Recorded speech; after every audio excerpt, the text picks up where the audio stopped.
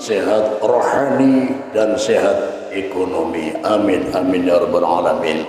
Puji syukur marilah senantiasa kita panjatkan dari lubuk hati kita yang paling dalam kehadirat Allah Subhanahu wa taala atas limpahan rahmat, taufik, hidayah dan inayahnya yang diberikan kepada kita semua. Ya, akhirnya pada kesempatan subuh hari ini kita bisa berkumpul bersama, bermuajahah, saling bertatap muka dalam rangka mengkaji ilmu agama demi pendekatan diri kita kepada Allah Subhanahu wa taala. Kita berkumpul dalam kondisi sihah, afiah, tanpa kekurangan sesuatu apapun. Salawat salam marilah kita aturkan ke junjungan kita baginda Rasulullah sallallahu alaihi wasallam beserta para keluarganya, para sahabatnya dan para pengikutnya sampai akhir zaman. Alhamdulillah, Allah Subhanahu wa taala menganjurkan kita untuk meminta pertolongan, diantaranya wasta'inu bis-sabri was-shalah. Minta pertolongan kalian kepada Allah dengan cara bersabar dan dengan cara sholat. Curhat langsung kepada Allah Subhanahu wa taala. Jadi di sini kesabaran ada 3 tingkatan. Kesabaran yang pertama adalah as-sabr an ta'atillah, sabar atas melaksanakan ketaatan kepada Allah. Jadi ternyata sabar yang kemarin kita bahas ya dalam rangka mematuhi perintah Allah, ternyata ini adalah tingkatan yang paling rendah ya, paling ringan. Dari yang mana setiap kita melakukan ketaatan kepada Allah, melakukan amal-amal soleh yang jurusannya surga, ya, yang mana setiap kali kita melakukan amalan jurusan surga karena derajat kita diangkat naik ke atas, maka kita perlu kesabaran untuk merasakan perintah tersebut. Tapi perlu kita ketahui bahwa ini tingkatnya paling rendah, paling ringan, ya. Sabar dalam rangka mematuhi perintah Allah. Yang agak berat lagi tingkatan yang kedua, sabar an maharimillah, sabar untuk menjauhi larangan-larangan Allah. Ini berat. Jadi prakteknya seperti apa? Ya otomatis karena kita menjauhi larangan Allah, kita dihadapkan ke suatu dosa atau maksiat, ya.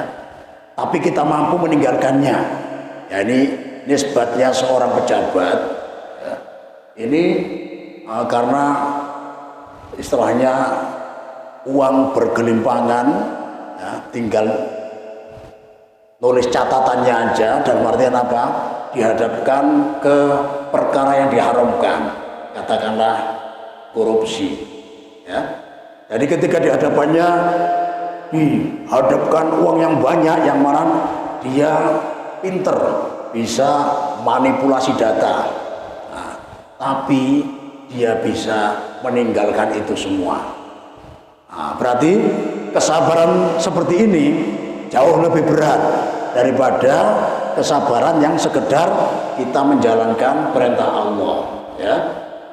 Jadi menjalankan perintah Allah masih tergolong agak ringan dibandingkan kita dihadapkan ke suatu maksiat seperti ini, ya. Makanya salah satu pemuda yang dapat naungan di hari kiamat, di hari tiada naungan kecuali naungan Allah, adalah seorang pemuda, ya, ta'athum ra'atun, ya, seorang pemuda yang digoda oleh wanita cantik, bayangkan, ya, zata mangsibin. Jadi di samping parasnya cantik, kemudian dia punya status sosial yang tinggi, ya. Katakanlah kalau misalkan di tempat kita ini istilahnya yang punya jabatan adalah pejabat. Ini ada putri pejabat yang mungkin, ya, mungkin kurang pendidikan agama. Akhirnya putri pejabat ini mungkin kalau model sekarang ini menyalahgunakan atau kurang dapat pencerahan. Akhirnya ketika pusing, bukannya seperti orang beriman tadi sabar dan sholat, tapi ini apa? Cari obat, ya, cari ekstasi, miras dan semisalnya. Nah, jadi wanita cantik, anaknya orang kaya, mengajak seorang pemuda untuk berbuat fahisyah, untuk berbuat zina. Wal'ayyadzubillah tabaraka wa ta'ala. Jadi kalau seorang pemuda ini mau menuruti ajakan wanita ini, dia nanti disuruh menikahinya, dapat wanita cantik. Kemudian orang tua si gadis ini kaya raya, punya jabatan. Intinya luar biasa dalam hukum duniawi. Dia mendapatkan istri cantik, dapat mertua yang hartanya melimpah. Tapi ternyata pemuda ini bilang, ya, inni akhafullah, aku takut kepada Allah. Makanya dapat naungan di hari kiamat. Di hari tiada naungan kecuali naungan Allah. Jadi seperti ini sangat berat, ya. Nah, kalau mohon maaf, kalau di pesantren atau di masyarakat yang tidak ada godaan seperti ini, ya mungkin aman-aman saja. Makanya menjauhi keharaman di saat dihadapkan, kok dia mampu menolaknya, ini kesabaran yang sangat luar biasa, berat sekali, ya. Apalagi masih muda seperti ini, ya. Nah, mohon maaf kalau kita ini kan kalau masih umur-umur muda ini biasanya, ya, istilahnya fase pandangan hidup. Apa maksudnya? Sekali memandang tiba-tiba ada yang hidup. Nah, ini Bang Syafrian paham mungkin, ya, atau belum paham itu. Ketika memandang sesuatu tiba-tiba langsung hidup. Nah, ini anak-anak anum ini, ya, muda ini, ya. Ini mungkin umurnya berapa Pak kira-kira?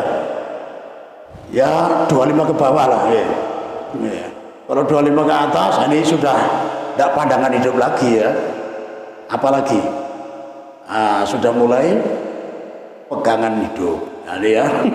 Jadi untuk menghidupkan yang satu itu perlu dipegang. Otomatis yang sudah punya istri, yang megang istrinya. Ini, ya. Nah, ini kalau sudah di atas 40 atau 45 ke atas, nah ini apa? Pandangan hidup, pegangan hidup, baru perjuangan hidup. Jadi untuk menghidupkan yang satu itu perlu perjuangan. Tapi sudah lumayan, ya, daripada yang sudah 60 ke atas. Nah, ini mohon maaf, ya, diperjuangkan tidak hidup-hidup, apalagi cuma dipegang, apalagi cuma memandang, tidak hidup sama sekali. Ini sudah fase prinsip hidup, prinsipnya aja yang hidup, ya. Sedangkan yang satu itu tidak mau hidup lagi, ya. Ini, ya, bahaya. Nah, jadi seperti itu, ya, dalam artian orang, terutama contohnya misalkan laki-laki dihadapkan, ya, kok tiba-tiba perjalanan jauh, lapar, ya, ngantuk, cari kopi, nah, mampir di warung kopi, ya, ternyata warung jablay. Nah, di sini dihadapkan ke suatu keharaman. Nah, kalau seumumnya ada yang nawari, nah, kalau imannya tidak kuat, nah ini maka terjerumus dosa. Nah, sedangkan untuk menolak ajakan ini perlu kesabaran yang kuat. Nah, jadi sabar untuk meninggalkan keharaman Allah. Kondisi seperti ini jauh lebih berat daripada kesabaran dalam melaksanakan ketaatan. Nah, ini, ya, ini ring yang kedua. Sedangkan ring yang ketiga ini kesabaran, ya, as-sabr 'alal masa'ib. Sabar ketika mendapat musibah. Nah, ini mohon maaf ini, ya. Ini jangankan orang awam biasa, bahkan termasuk levelnya ustadz, levelnya kiai, kadang kalau dalam hal kesabaran kena musibah ini kadang jarang yang lulus, ya. Nah, jadi mohon maaf, ya, banyak contoh kecil aja. Misalkan ada kita dulu teman waktu dakwah di Balikpapan, ya, ceramah tema sabar luar biasa, jadi sangat mendalami. Intinya semua jamaah ini manggut-manggut, paham semua, ya. Ternyata ketika pulang dari masjid, terdengar teriakan-teriakan, suara yang nada tinggi. Loh, kok seperti suaranya Pak Ustadz tadi nih. Ada apa Pak Ustadz? Masa motor taruh sini hilang? Astagfirullah. Ganti jamaahnya. Sabar Pak Ustadz. Ah, ini repot sudah ya. Baru saja nyampaikan tema tentang sabar, seperti mendalami ya. Jamaahnya sudah manggut-manggut luar biasa temanya Pak Ustadz. Dalam bab sabar mantap. Ternyata saat itu wallahu alam apa hikmah di balik itu. Pak Ustadznya yang diuji motornya hilang. Akhirnya cari ojek. Cuma waktu naik ojek itu wah raup emosi sangat tinggi. Nah, berarti mohon maaf ya, Ustadz aja masih teori apalagi orang awam gitu ya. Nah, makanya ini tergolong tingkat kesabaran yang paling tinggi. Ini hanya kehilangan motor ya, belum kehilangan mobil, belum mohon maaf kehilangan anak ya. Kalau anak ditinggal, orang tuanya meninggal terlebih dahulu, ini masih agak wajar. Sedihnya masih bisa dibilang mampulah diatasi. Tapi yang lebih sedih lagi ya, seorang ayah yang mengantar jenazah anaknya. Ini luar biasa, hati kayak teriris. Kalau tidak punya iman, ini luar biasa ya. Mungkin bentuk-bentuk ketidakridhoan atas takdir, ini luar biasa. Makanya Rasulullah SAW ini adalah contoh yang paling lengkap. Jadi kalau kita merasa banyak ya yang diuji anaknya masih kecil diambil oleh Allah. Ya, seakan-akan kenapa tidak saya saja ya? Kenapa harus sampai yang banyak kreditan belum lunas ya? Biar saya saja yang meninggal, anak saya yang hidup ya. Ternyata Rasulullah sendiri juga mengalami demikian. Ya, kita tahu bahwa putra putri Rasulullah terlahir dari wanita surga, wanita paling mulia, Sayyidah Khadijah radhiyallahu taala anha. Ya, 2 putra dan 4 putri. Ya, siapa saja? Kalau dari Sayyidah Khadijah, yang pertama bernama Sayyid Qasim, yang kedua Sayyid Abdullah. Ya, kemudian yang putri 4, Ruqayyah, Zainab, Ummu Kulsum, Fatimah, 4, jadi 6. Nah, tapi kok disebutkan putra beliau 3. Nah, ternyata yang satu bernama Ibrahim dan tidak lahir dari Sayyidah Khadijah, tapi lahir dari Sayyidah Maryah Al-Qibtiyah. Ya, wanita ayahnya dari suku Kipsi, ibunya dari Romawi, Blasteran yang luar biasa cantiknya. Nah, putra beliau ya diberi nama Ibrahim, mengambil berkah dari nama bapaknya para nabi dan bapak kita dalam Islam, yaitu Nabi Ibrahim Khalilullah.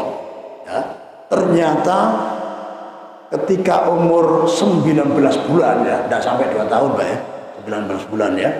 Nah, 19 bulan ternyata sakit keras dan diambil oleh Allah. Nah, di sini ada pelajaran penting. Di saat Said Ibrahim yang umurnya 19 bulan diambil oleh Allah Subhanahu wa taala, Rasulullah meneteskan air mata. Nah, pernah dengar nggak? Jangan nangis ya. Kalau ada orang yang kamu cintai meninggal dunia, nanti air matamu membuat dia disiksa di alam kubur. Pernah dengar sih Pak? Nah, mohon maaf ini tidak benar. Ya, tidak ada hubungannya antara yang hidup dengan yang meninggal. Yang meninggal bawa amalnya sendiri. Ya. Nah, jadi di sini perlu kita pahami, karena Rasulullah di saat ya diberi ujian yang besar, bentuk musibah, putra beliau yang masih kecil, Sayyid Ibrahim diambil oleh Allah, beliau meneteskan air mata. Nah, makanya di saat itu sahabat Umar yang sangat kritis bertanya, wahai Rasulullah, apakah anda tidak ridho? Nah, ini ya, tidak ridho, tidak rela dengan takdir Allah. Ya, wahai, kenapa memangnya? Kenapa anda meneteskan air mata, menangis? Nah, ini ya. Ternyata beliau bilang ke Sayyid Ibrahim, wahai Ibrahim, aku sangat sedih kehilanganmu. Kalau aku tidak takut kepada Allah, aku akan berbicara dengan pembicaraan yang bisa membuat Allah murka. Makanya aku tahan tidak berbicara. Tapi ya, hatiku sangat sedih dan air mataku menetes. Dan perlu diketahui, air mata menetes ini adalah pancaran atau pengaruh dari sifat rahmat yang memang sudah di qadhafa fi qulubil mu'minin, sudah ditetepkan, ya, sudah di apa istilah bibit itu ditanamkan, ya. Jadi sifat rahmat ini sudah ditanamkan di hati setiap orang yang beriman. Jadi mohon maaf, dari berkat sifat rahmah, sifat kasih sayang yang memang ditempatkan oleh Allah di setiap hati orang beriman, dari pengaruh inilah Rasulullah meneteskan air mata. Dan apabila ada orang-orang yang beriman kemudian diuji dengan musibah semacam ini, orang yang dicintainya diambil oleh Allah, kok dia menangis, berarti itu pengaruh dari sifat rahmat yang memang dititipkan oleh Allah di setiap hati orang beriman. Mohon maaf. Jadi di sini bisa diambil kesimpulan, boleh menangisi orang yang kita cintai di saat dia meninggalkan kita.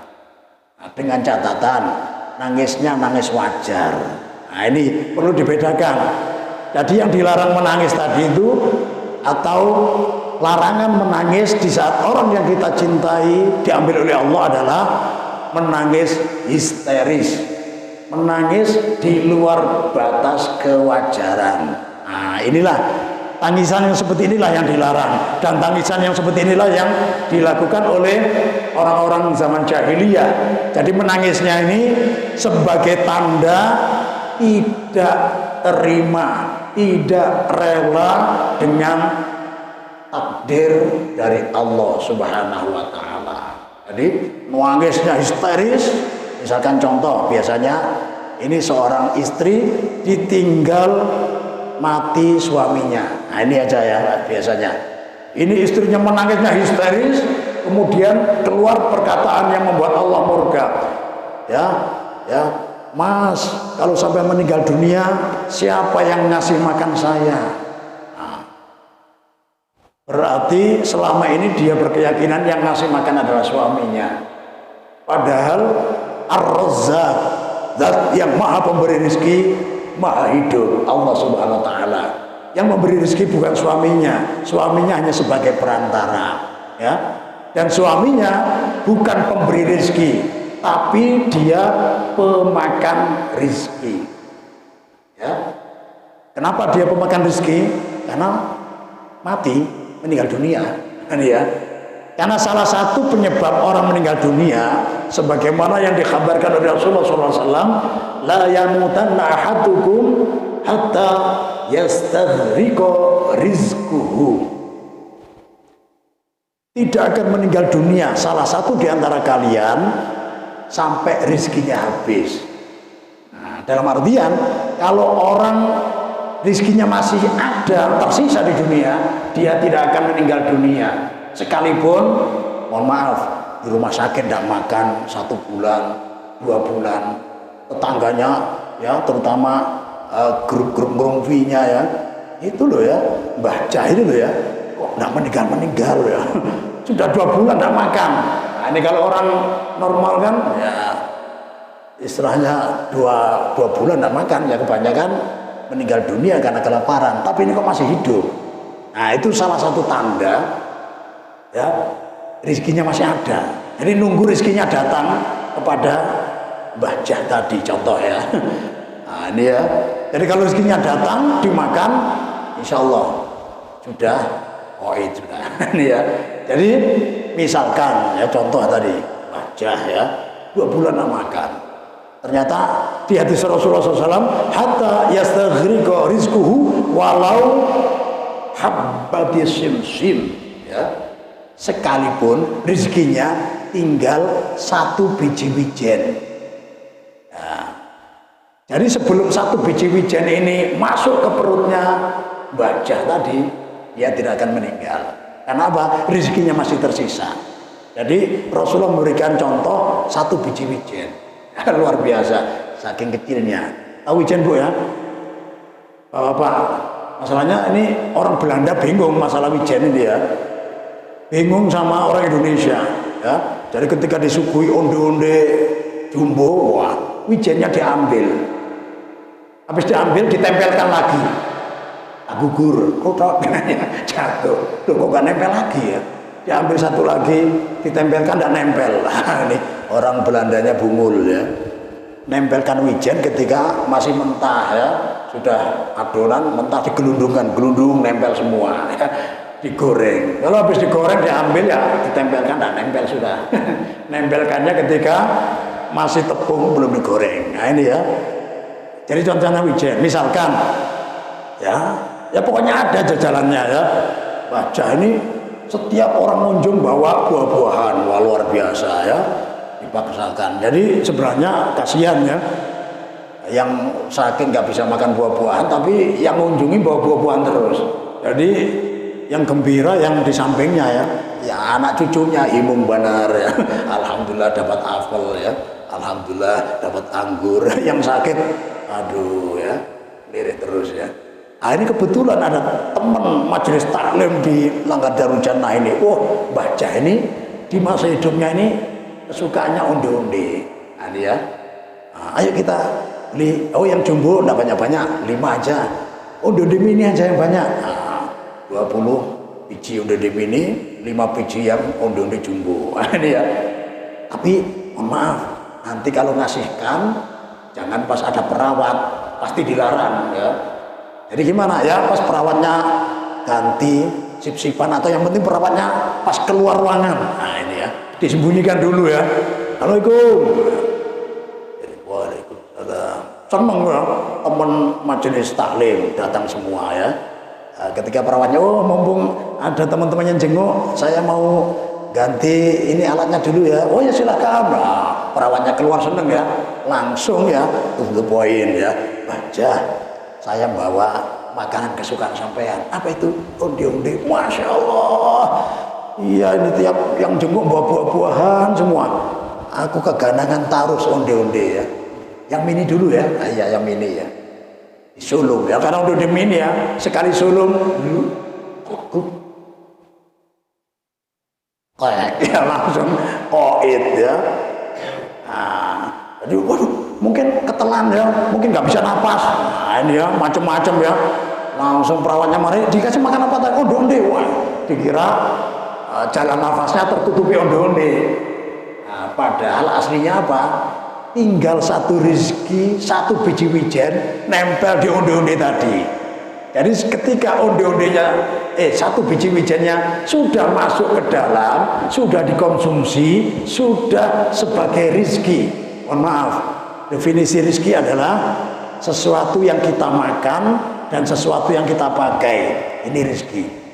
Adapun baju kita yang masih di almari itu belum tentu rezeki kita. Ya, barangkali ya saat ini ternyata kita dikunjungi Mas Israel ya, malaikat Israel ya. Barangkali ya, oh ini calon penghuni surga semua, saya ambil semua nyawanya di bulan yang penuh berkah misalkan ya, meninggal dunia semua kita ya, luar biasa ya, masuk surga langsung kita ya.